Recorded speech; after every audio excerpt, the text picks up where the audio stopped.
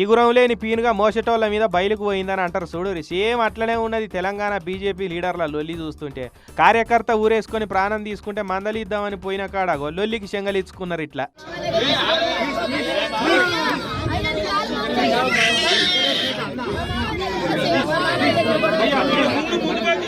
చూస్తురా పెద్దపల్లి మాజీ ఎంపీ నేత వెంకటేశము ఎంపీగా పోటీ చేసి ఓడిపోయిన గోమాస శ్రీనివాస అనేటైన ఇద్దరిగా బీజేపీ అధ్యక్షుడు వాళ్ళ ఊరికి పోతే రామచంద్రరావు సార్ పక్క పోయింటి కింద కూర్చుంటానని నేను కూర్చుంటా అంటే నేను కూర్చుంటా అని అంగన్వాడీల బలపాల కోసం పొరగాళ్ళు లొల్లి పెట్టుకున్నట్టు లొల్లి పెట్టుకుంటున్నారు ఇట్లా.